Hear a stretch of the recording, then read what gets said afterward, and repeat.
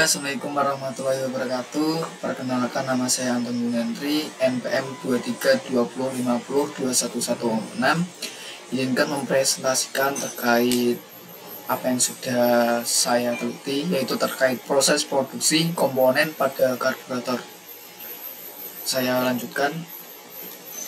Oke, untuk pengertian sendiri dari karburator adalah sebuah alat yang mencampur udara dan bahan bakar untuk sebuah mesin pembakaran. Dalam karburator masih digunakan dalam mesin kecil dan dalam mobil tua atau khusus seperti yang dirancang untuk balap mobil stok.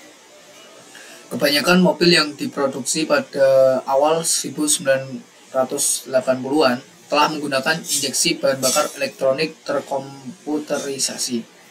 Nah, untuk material yang digunakan pada karburator sendiri itu biasanya ada aluminium, kuningan, baja tahan karat, plastik, dan polimer. Dan juga ada karet dan juga silikon. Nah, untuk proses pembuatannya sendiri untuk karburator yaitu merupakan bagian dari industri manufaktur otomatis yang melibatkan berbagai langkah produksi mulai dari desain hingga perakitan akhir. Nah, selanjutnya ada mangkok pelampung karburator atau float chamber. Mangkok pelampung karburator berfungsi untuk menampung secara sementara bahan bakar yang berasal dari tangki bahan bakar sebelum dicampur dengan udara yang akan dimasukkan ke dalam ruangan pembakaran. Nah, untuk material yang digunakan pada mangkok pelampung karburator itu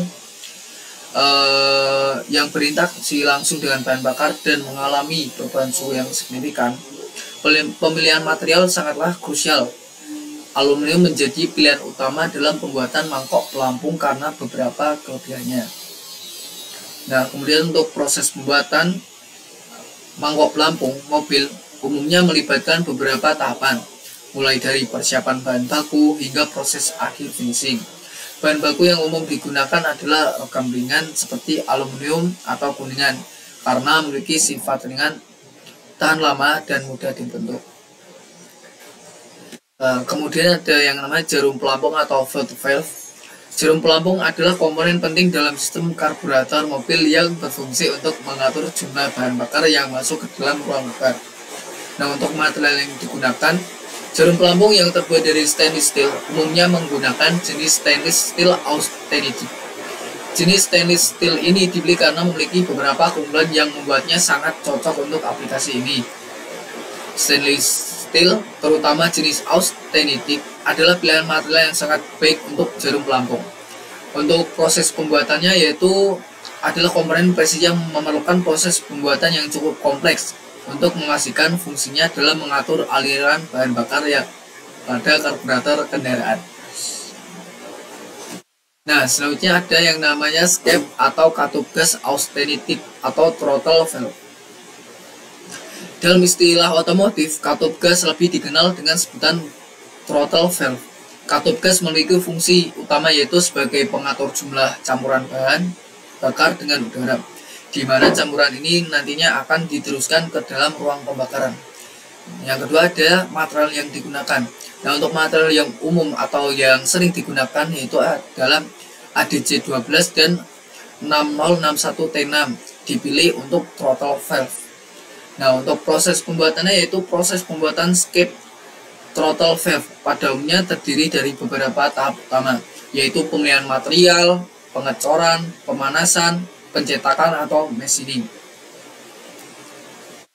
Nah, selanjutnya ada yang namanya perescape atau pegas atau throttle valve spring. Komponen ini terletak di bagian atas karburator mobil, tepatnya berada pada tutup pengatur katup gas. Fungsi utama dari pegas katup gas adalah menjaga katup agar tetap tertutup saat tidak meraih tuas gas. Nah, untuk material yang digunakan yaitu baja paduan seperti SAE 1070 atau SAE 9254 adalah pilihan yang umum untuk throttle valve spring karena memenuhi kebutuhan kekuatan, elastisitas, dan ketahanan siklus yang tinggi. Kemudian ada proses pembuatan, yaitu ada pemilihan material, pembentukan atau coiling, heat treatment, finishing, dan juga pengujian. Selanjutnya ada yang namanya mindset atau pemancar besar. adalah komponen karburator mobil yang memiliki fungsi untuk mengontrol aliran bahan sistem pada putaran menengah dan tinggi. Yang material yang digunakan pada mindset adalah komponen krusial pada karburator mobil yang berfungsi mengatur jumlah bahan bakar yang dicampur dengan udara sebelum masuk ke ruang bakar, yaitu ada kuningan. Kuningan adalah paduan tembaga dan seng yang memiliki ketahanan koros yang baik, mudah dibentuk, dan memiliki konduktivitas. Untuk proses pembuatan yaitu pemilihan bahan baku, logam paduan, proses pembuatan casting atau pengecoran, machining atau permesinan, sintering, pelakuan panas, pemeriksaan kualitas, dan juga pengujian. Selanjutnya ada yang namanya slow jet dan needle jet. Untuk slow jet itu yang pertama ada memiliki fungsi mengatur aliran bahan bakar pada putaran rendah dan menengah. Kemudian material yang digunakan adalah kuningan karena memang tahan korosi dan juga mudah dibentuk. Kemudian ada proses pembuatan yaitu ada casting, machining, sintering, perlakuan panas, dan juga pemeriksaan kualitas. Selanjutnya ada needle jet yang memiliki fungsi yaitu mengatur campuran bahan bakar dan udara antara main jet dan katup gas seperempat sampai 3/4. Nah, untuk material yang digunakan itu sama yaitu kuningan karena memang tahan korosi dan juga mudah dibentuk. Kemudian ada proses pembuatan yaitu pemilihan bahan, pembentukan jarum, pemesinan, pemolesan, dan pemeriksaan kualitas. Untuk selanjutnya ada skrup gas dan juga skrup udara atau skrup gas yang kata lain adalah throttle screw yang memiliki fungsi yaitu menyetel posisi skep sebelum digas, dan material yang digunakan itu adalah prongu yang memiliki kekuatan tinggi, tahan korosi, dan juga gesekan rendah.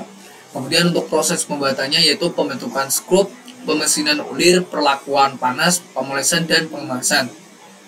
Selanjutnya ada skrup udara atau air screw yang memiliki fungsi yaitu mengatur aliran udara dan bahan bakar yang masuk ke orifice. Untuk material yang digunakan yaitu kuningan atau baja tahan karat. Dan untuk proses pembuatan sendiri adalah pemilihan material, pemesinan, pelakuan panas, finishing, dan juga pemeriksaan kualitas. Nah, untuk selanjutnya ada yang namanya katup kap atau choke valve atau komponen yang terakhir ini memiliki fungsi yaitu untuk sebagai katup. Lebih spesifiknya fungsinya adalah untuk menutup udara luar yang masuk menuju karburator sehingga kaya akan gas dan dapat digunakan saat waktu starter. Nah, untuk material yang digunakan sendiri yaitu pembuatan katup kap atau choke valve pada mobil membutuhkan material yang memiliki kriteria mekanis, termal, dan ketahanan terhadap korosi. Mengingat fungsinya dalam sistem karburator yang beroperasi pada suhu tinggi dan lingkungan yang mengandung bahan kimia seperti bensin, berikut adalah analisis material yang biasanya digunakan untuk choke valve.